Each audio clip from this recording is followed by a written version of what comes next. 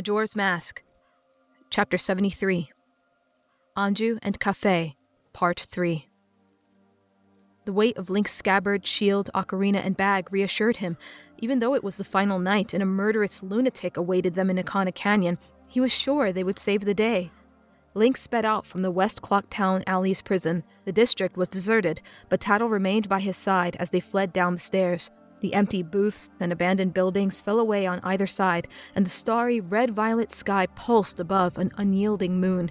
The earthquakes were constant now, heralding death to all in Termina. Kafei was the kid in the Keaton mask? Link asked. The Skull Kid cursed him, Tattle explained, as they passed into South Clocktown. The letter to Kafei's mother and the horse's receipt remained in her hands. Sakan stole the wedding ceremony mask from him, and that's what he's trying to get back. And Anju's waiting in the Stockpot Inn? Dee-dong, dee-dong. The triumphant bell welcomed no one, echoing through empty streets and homes. She should be, Tattle said. Link almost didn't notice when she stopped just before reaching the gate. He turned to see his fairy staring after one last person who remained in the plaza, the postman. The teen was curled into a ball next to the post box, his head buried in his arms. We don't have time, Link said immediately. How else are we going to deliver the letter to Kafei's mom? Tattle whispered. I didn't think we actually were, Link said. Madame Aroma still knew him as the white-eyed demon, so confronting her wouldn't be worth it. It doesn't matter if she gets the letter if we're all going to be dead. You're sounding like old me, Tattle said, shaking her head as she flew to the postman. He looked up from his trembling arms, sniffling. Hey, the postman said weakly. What are you doing out here? I don't know, he said. Madame Aroma wanted me to come see her and give her company since she's afraid of demons now. But then I saw the moon out here and I couldn't move anymore. I'm scared. You should flee then. Tattle handed him the priority letter. After you give Madame Aroma this. The postman took it uncertainly. Flee? I can be free? I can set my own schedule? Whoa, gnarly. Yes, Tattle said, smiling. That's always been your decision. Tattle! The fairy turned, watching Link impatiently gestured towards the gate. She gave the postman one last smile, and then joined Link as they ventured into Termina Field. Who says you're the only one who gets to help people? Tattle asked, reaching the steps that descended into grass. They saw the familiar overturned log in distant forest, knowing that Woodfall would be far off in its trees. No one, Link replied. But we're on a tight schedule. Their contract was easy to spot. A man was off to the left with a horse, just standing in the grass. His male steed brushed his nose against the arms of his master and buzzed his lips. Settle down, boy, the man said, full brown hair framing his large nose and beard. He wrinkled his brow when he saw the young boy and fairy. You're not Randall. And you must be Bundle, Tattle said, reading from the receipt. Yep, the gruff-looking man said. Named that way because Ma says I'm a bundle of joy. Right, Tattle said, narrowing her eyes. We're here for the horse. Randall wanted us to have him. The man looked over the receipt and then shrugged. Well, whatever. I guess it doesn't make a difference who takes him. Fantastic, Tattle said, as Link wasted no time throwing himself over the saddle. You take good care of him now, Bundle said. Meathead's a good horse. Meathead? Tattle asked. Did you name him that just because you also have a terrible name? Why would you name a horse that? His head is made of mean, isn't it? Tattle balked. So is your head? The man didn't seem prepared for that and merely watched as Link snapped the reins. Come on! Link took off and began circling Clocktown's walls. Tattle barely kept up. Meathead's hooves clicked across brown clay. They sped past tall canyon walls, past toppled statues, and leapt over the gates. They zipped around every obstacle as Link leaned forward to hurry his new steed along. The town bells faded into the distant west behind them. Dee-dong, dee-dong. Link remained focused and unbreakable. I'm not breaking my promise this time, he thought, missing Epona's unmistakable rhythm and gait. He'd promised to protect her, and then the Skull Kid slew her. The Epona in Termina may have only been a shadow, but Tattle was only a shadow too. If I bring Anju and Kafei together, I can forgive myself. I can right all of the other wrongs. He'd held the innkeeper's hand as she died, after all. That promise seemed to have been made years ago, but it rang in his head as if it were only yesterday. The final night's cool wind whipped through his hair and hat, much tamer than the ominous lighting in the sky. The red and purple glowed, and the canyon walls, draped in shadow, towered over him like brown silhouettes eager to hoist him skyward into that crimson-violet death. Link. The boy kept his focus on the road, but he felt Tattle resting on his shoulder, clinging to his tunic. We have to be careful, okay? She said. Her good-humored nature had given way to somberness. The Redead mask is still something that we can't beat if it comes to a fight. I know, Link answered. But we have to deal with Sakan here and now. We can't let the Redead mask keep showing up. I'll try not to look in his eyes. Tattle retreated back to silence. Link had no idea exactly how long it took, but eventually they reached the underside of a familiar cliff. To the left, they knew the graveyard awaited, but their destination was high above them. Shade was not there, but something else was. A rope ladder. 2 pegs had been hammered in place at the top, and the rungs dangled in the breeze. Just beside the ladder, there was a second horse, tethered to a makeshift post. The mare looked up at them indifferently as they stopped. Calm down, meathead, Tattle said as he got riled up at the second horse. Tattle examined the ladder carefully. Is this Kafei's or Sakan's? I don't know, but it doesn't matter. Link leapt from Meathead's saddle, secured his steed, and scaled the ladder. The pegs proved steady, and Link reached the top alongside his fairy. The incline revealed neither of their targets. It simply went up, occasionally broken by fallen boulders and debris. Link walked as fast as he could without tiring himself. The sound of water soon heralded familiar sights, the wooden piers, the cliff on the other side leading to Akana Castle, and the pathway continuing to the right. The boy looked up at the darkened cliff concealing the music box house. I never wanted to see this place again, Tattle said. Link nodded. Thankfully, I don't think they're up there. He turned instead to the stream and followed the pathway on its right. He found the same corpse as last cycle, a wolfos. The dead furry creature, bulging eyes and broken skin, was a testament that Sakan did not defy the cycle, but simply always found the Redead mask and performed the same actions each time. An intrusive thought passed through Tattle's mind as she considered the mutilated beast. Whatever it was, she didn't share. Let's keep going. The earthquake still reached this far east. The boy kept looking up at the sheer rock walls for boulders that might loosen to crash on top of them, but that never happened. Eventually, they reached a dead end. The path ended at a large circular clearing of dirt and clay. Water bordered it to the left along with some old fallen boulders, but on the right, the rock was broken at its base by a cave. It seemed to have recently been uncovered by a rock doorway. Link approached the clear way forward cautiously. He thought they were alone, until a young child peeked out from a boulder behind them. He had familiar hair, and by the confident wave he gave the heroes, Link gathered who he was. It was indeed the boy from South Clocktown. Purple hair, fine clothes, and a very young face. His amber eyes were new to Link as the fox mask was gone. Kafei? Link asked, crouching behind the boulder with him. He remembered the older version of his Hylian counterpart, and it was more warming than he could say to see him alive, even if he was cursed to be a child. You're the boy with the green hat, Kafei replied. Anju wrote about you in her letter? Yes, I meant to help sooner, but there were complications, Link said, deciding not to elaborate. He gestured to the cave across the clearing from them. What's in there? I found him, Kafei said, resolute and grim. He's using this place as his safe house. His name is Sakan. We know, Tattle said. We found the guy who runs the curiosity shop in your room. She hesitated, leaving out some detail. We came here to stop you. Stop me? Sakan is more powerful than you think. Link frowned. She's not going about this the right way, he thought. Were he in Kafei's shoes, he wouldn't listen either. If you make any eye contact, he'll kill you, Tattle said. He has a mask that lets him control the blood in other people's bodies. He tried to murder your parents and almost killed Link. Kafei's amber eyes darkened. I can't let a man like that go free. He pulled a dagger from his belt. If you tried to kill my parents, then I'll kill him here and now. You're being stupid, Tattle said. You're just gonna get yourself killed. No, Kafei said. I made a promise to Anju. You can come with me and help, or you can leave. Link exchanged a glance with Tattle and saw her obvious irritation. We have to stop Sakan, Link thought. knowing that leaving was not an option for them either. If that also meant getting revenge and Kafei's mask in the process, so be it.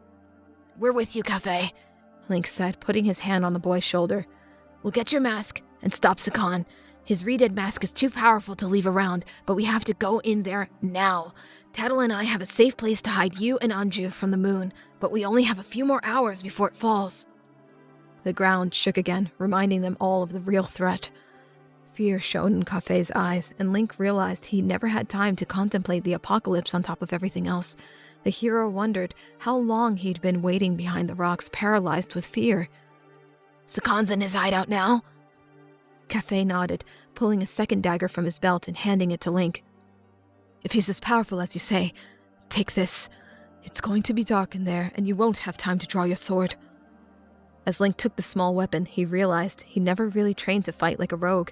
It'd have to be a last resort. "Thank you," Kafei said. "I don't even know your name." "Link," he said, smiling. "Thank you, Link. And you, Tattle. The Detour family will be forever in your debt." The two adventurers followed the mayor's son stealthily into Sakon's hideout. The final night's glow barely slipped inside the cave. If it weren't for Tattle's light, they'd be blind. Just past the narrow opening, they found a large, empty room. Crates and barrels filled the corners, and there was an unbarred door on the other side, as cold and stone as the rest of the room. Link's instinct was to survey his surroundings, but he feared finding the Redead mask around the next corner. "How do I fight something I can't look at?" he thought. He was glad for the dagger in his hand, which would give him quicker and more accurate reaction times in dark, close corners. He kept looking around cautiously, braced for the horrific moment when the blood in his veins froze. Link was surprised when nothing stopped them from entering the hideout proper. The first interior room was even darker, but they carefully slipped in and allowed the door to fall behind them. Tattle's light illuminated a narrow hallway. He kept Kafei and the dagger close by his side. They passed several doors, and Link awaited the moment when the fairy's light washed over a figure in the darkness. They went through the passage at the hall's end. The second room was better lit.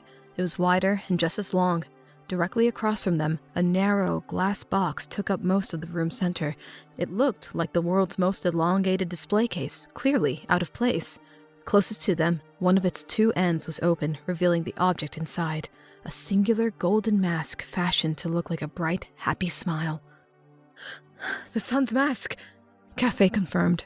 He sprinted toward it as Link swept the rest of the room. It seemed to be an obvious trap, though there didn't appear to be anything other than crates, the long display case, and doors lining the walls. Clank! Kafei's soft shoes landed on floor tile, only to push it inward. The case's opening slid shut, closing them off from the sun's mask. The floor within the box began to groan, and it was only then that Link realized it was an enclosed conveyor belt. The sun's mask traveled away from them down the length of the case toward the other end. Kafei reached the glass box and tried to reopen it, but there was no handle or button. The mask traveled slowly, and they could follow along its entire journey since the case was transparent. Kafei slammed his dagger into the surface, but nothing broke. The sun's mask kept pointlessly traveling along the room's center. Link! The hero spotted Tattle, who'd flown to the case's other end. It's going to let out into this hole! Even from far away, Link saw that the conveyor belt ended at a great chasm in the floor.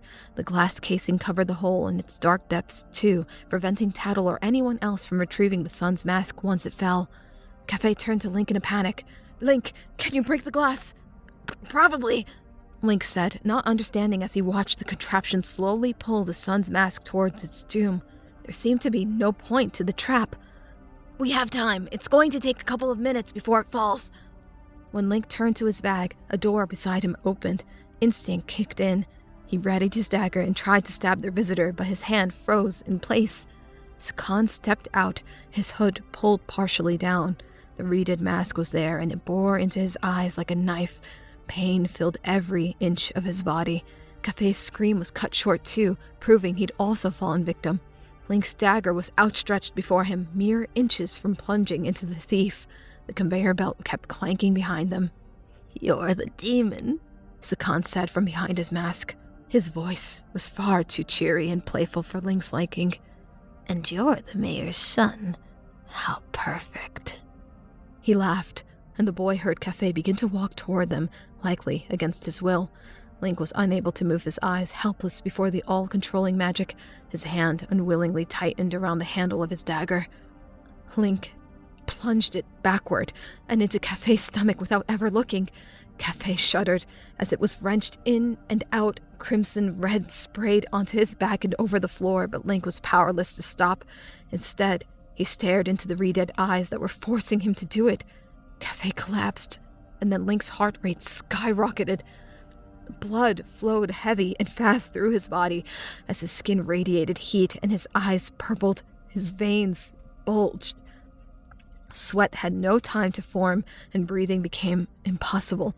His entire body shook as his heart beat faster and faster and faster. It hammered in Link's ears, his vision blurred. The cold, empty eyes of his killer merely watched with wooden indifference.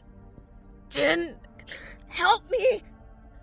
But there was nothing he could do as he trembled in place while his heart prepared to burst. No! A white speck flew in from behind. Tattle!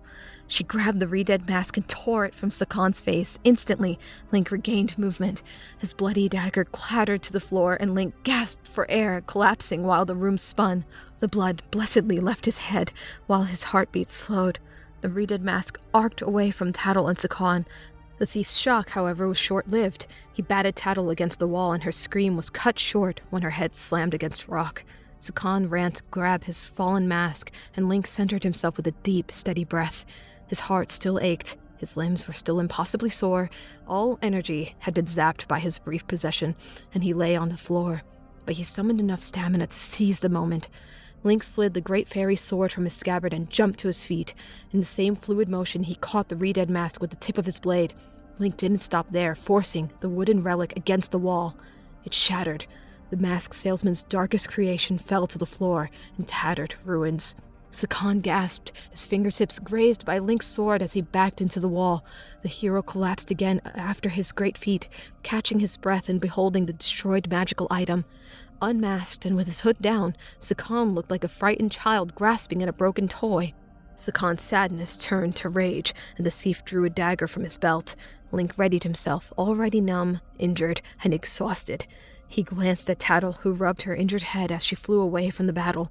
Her eyes unexpectedly widened in terror. Tattle pointed to something behind them all. Link! It's the shadow! In between gulps of air to steady himself, Link heard the soft whoosh of an arrow loosing. Instinct took over, and he gave into his exhaustion and fell. The arrow soared just over his head and struck Sakon in the chest. The thief wailed as a second and third arrow quickly joined it. Blood seeped into his brown cloak, and Sakon grasped fruitlessly at the new wounds. After a few unsteady steps, he fell to the floor in a crimson-stained heap. Link spun around and saw Dark Link standing in the doorway. The shadow's bow was drawn, red eyes bloodthirsty and menacing, as he fired a fourth arrow. It bounced off Link's newly drawn mirror shield. Dark Link wasted no time, tossing its bow to the side and finding its equally dark blade. Link met the demon halfway, sword drawn. Tattle nursed her head, watching in disbelief as the shadow and hero dueled.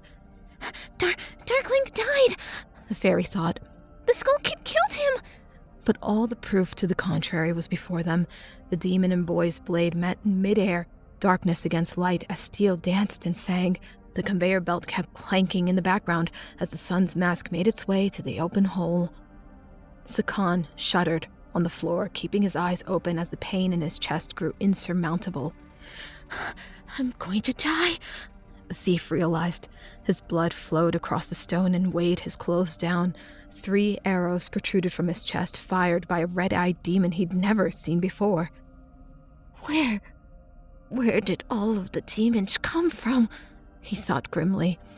And how did he get involved with them? He turned to the shards of the re-dead mask. It's the mask. The gift from the gods. It's cursed. I shouldn't have taken it. Now, he was paying the ultimate price. Then Sakon's eyes found Kafei. He lay near the bottom of the glass-covered conveyor belt, clutching his own wound as he bled. The purple-haired child paid no attention to his surroundings as his own life threatened to slip away. The thief turned to Link's fallen dagger and smiled. The last thing I'll do is make sure he dies with me. Sakan crawled, pulling himself across the floor as his hand wrapped around the dirtied weapon. Link was surprised by the speed of Darkling's blows.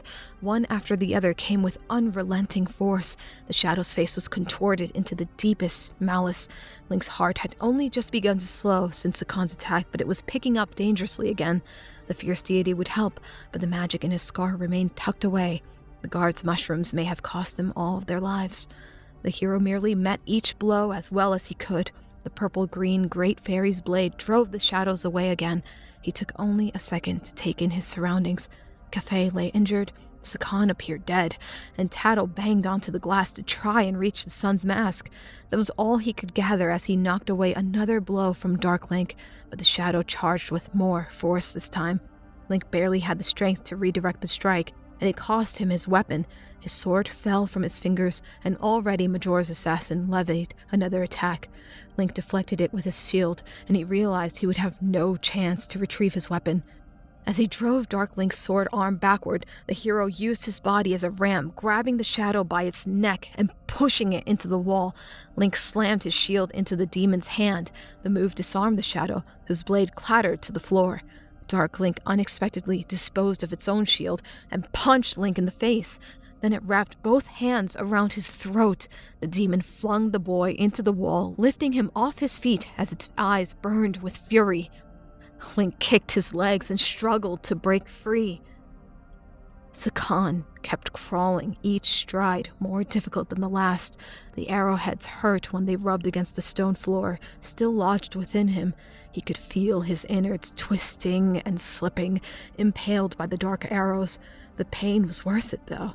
The pain would bring him solace as he killed the mayor's son. Sakan pulled himself the last little bit as Kafei lay huddled in a ball, clutching his wound. The thief raised his dagger high over the small boy.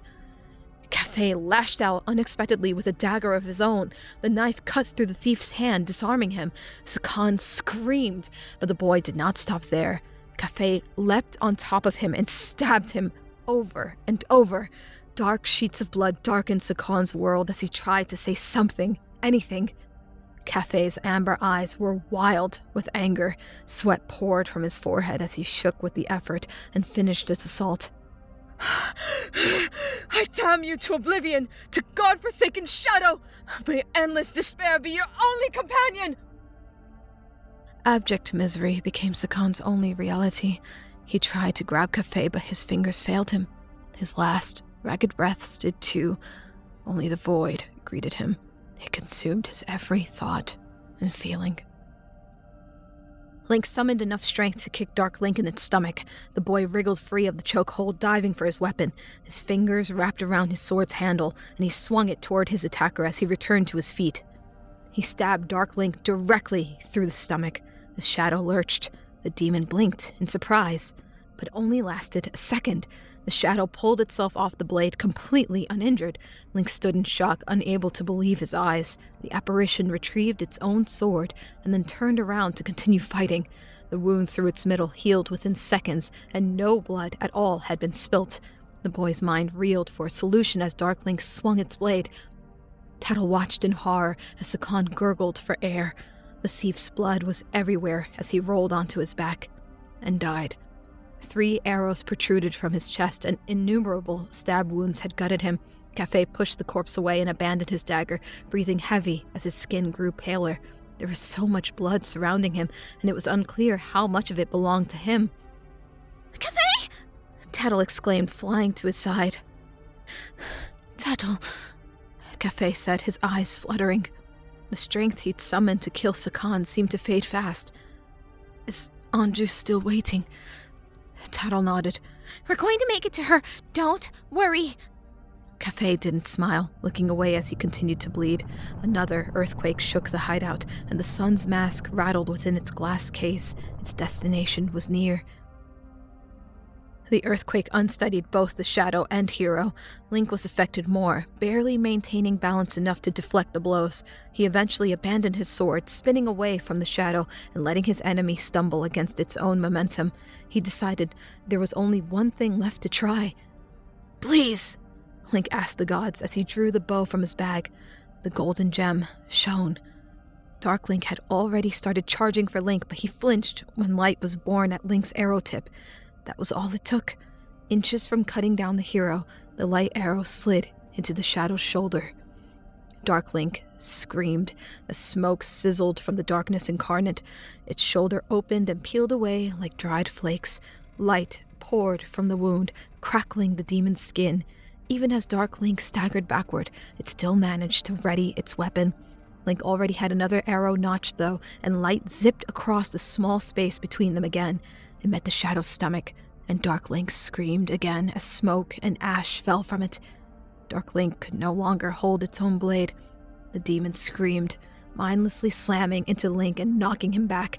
His bow fell away, but Link grabbed the demon's shoulders before he collapsed. His enemy still squirmed as the light burned away at its entire being. Behind them, the sun's mask neared the pit.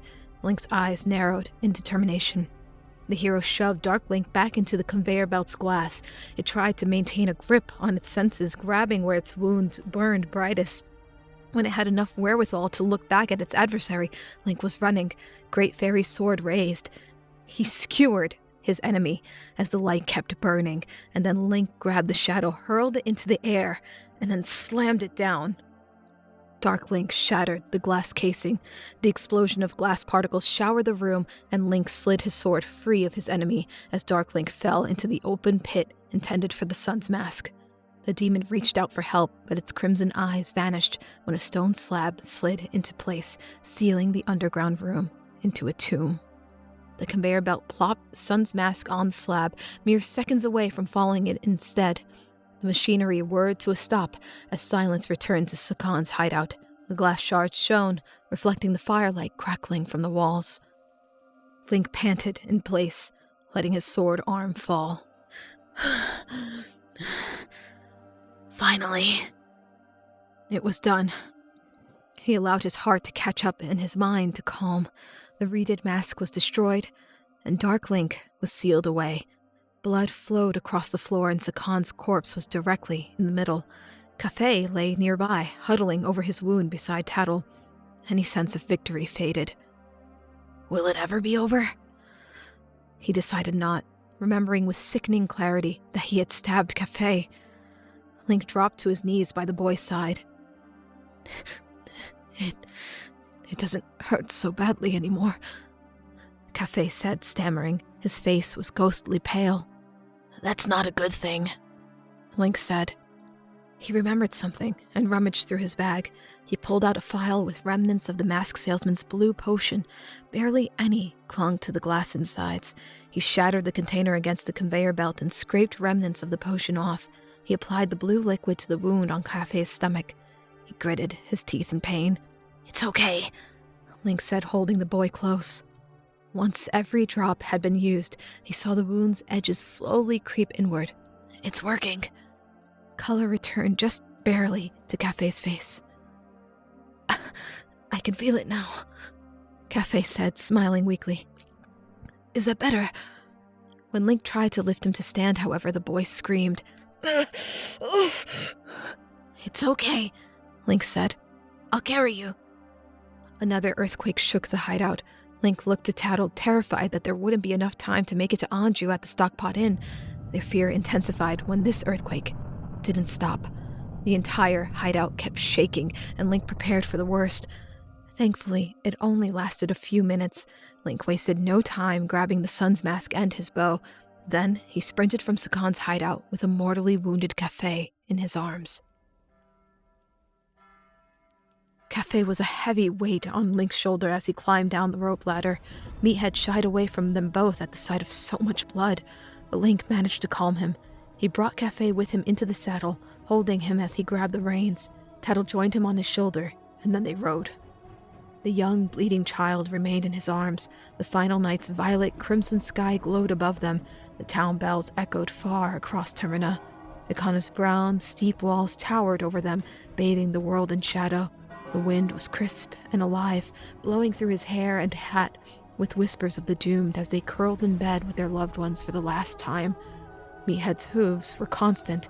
The ground shook just as fervently, becoming a permanent quake that only shifted in intensity. The moon was practically touching the top of the clock tower, which was already tilted in one direction. Rocks tumbled from canyon walls as they ran, but Link never slowed down. Kafei's hand weakly grasped at the hero's tunic. Link looked down to see his head lolling to the side. It hurts, Kafei whispered. Only a ghost? Link ignored him, staring intently into the dark night. He felt tears in his eyes but willed them to go away. I'm coming, Anju. I'm coming with Kafei. The sky seemed to tell him otherwise. They rode on through the cursed wasteland. The world's bated breath was a final song. Before everything was wiped clean and turned to ash, Link cut through the collective awe like a bullet. Kafei rocked against him the entire time. It seemed like an eternity before Link returned to Termina Field. He continued past the fallen columns. He looked up to Clocktown, just on the horizon. Dee-dong, dee-dong. A terrible groan grated his ears. Ancient stone was cracking. The clock tower leaned horribly in one direction, and a ring of fire gathered around the moon. The top of the town walls had become unsteady toys, wobbling like a mirage in the desert, and he was heading right toward it. Tattle pressed her face against Link's neck. I don't want to look, she whispered. He would have to do it for her. Link pushed Meathead onward to the town gate. The clock tower continued groaning, leaning further into the plaza below a sky of fire. There was a final snap, and the clock tower fell. Link watched from Termina Field as it disappeared behind the town walls, its ancient clock face sliding from its perch. There was a deafening crash, and the horse reared beneath him. Link was thrown from his saddle, landing in the dirt, along with Kafei. Tattle barely caught herself watching as Meathead shrieked in terror, fleeing Clocktown as fast as his legs could carry him. There was no time for Link to react. He merely stood and scooped Kafei back into his arms, tasting fire. The town walls crumbled as he climbed the steps toward them, ignoring every bodily instinct as he plunged into the madness. Link, we can't! Tattle shrieked, frozen in terror as she watched Clocktown come to an end. He'd lived this moment once before. Tattle had died, erasing their first 3 days together forever. Get in my bag! Link screamed, pressing onward with Kafei. Tattle obeyed. She huddled inside Link's bag, shivering as the sky became a sea of flame, and the ground turned into an ocean of cracks and crevices, raging like the foaming waves of an angry typhoon. Link passed through the archway as it collapsed around him, but he never slowed down. Anju stood alone in her bedroom, holding her moon's mask. The room trembled terribly as she beheld her beautiful facepiece. Her mother's words echoed in her head. Stay then! She'd screamed as she left for the ranch. Stay and die for that man for all I care. He's giving you nothing but trouble. And now you're going to let the moon crush you because you can't stand up for yourself. She wouldn't let herself cry. She wouldn't. Kafei's not coming back. If you change your mind, people who really love you will be waiting at the farm. And now she was by herself, waiting to die. The bedroom's lonely silence was horrible. The wardrobe, the bed, the desk, even the mannequin, it all remained lifeless as her chest rose and fell. And yet, I'll be torn to pieces just as easily as they are, she thought. Anju turned to the door. What if I ran? Would she make it to the ranch? She didn't think so. Anju turned to the clock on her wall. 5:42. The sunrise was only 18 minutes away. Dee-dong, dee-dong. The town bell was loud, ear-splitting, as it was only a few doors down. Yet, I'm the only one left at the hotel. She wondered who else was groveling for safety in Clocktown. She tried to picture Kafei as she stood there, unable to find comfort in anything else. It's going to be okay.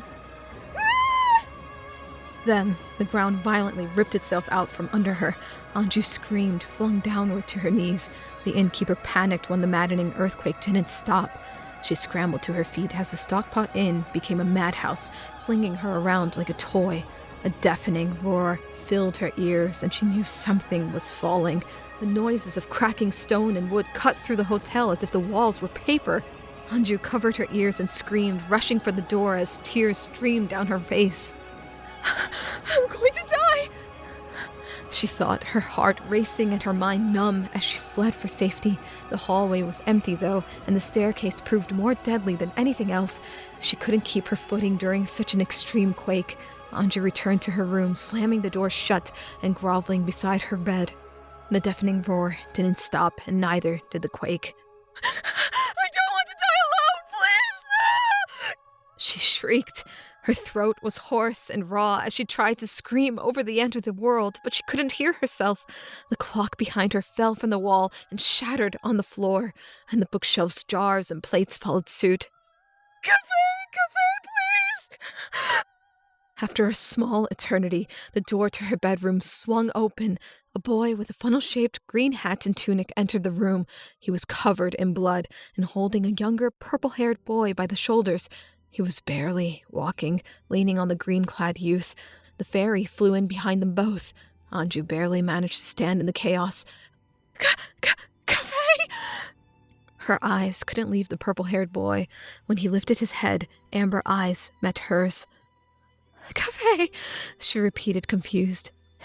Is it really you? The ghost of the child smiled, and then there wasn't a doubt left in her. His eyes lit up, and Kafei let go of Link. Anju. Kafei. The innkeeper wrapped her arms around him and pulled him close. It's you. It's really you, she said. Her shoulders shuddered, releasing all of her terror and grief. If this was a dream, she didn't care.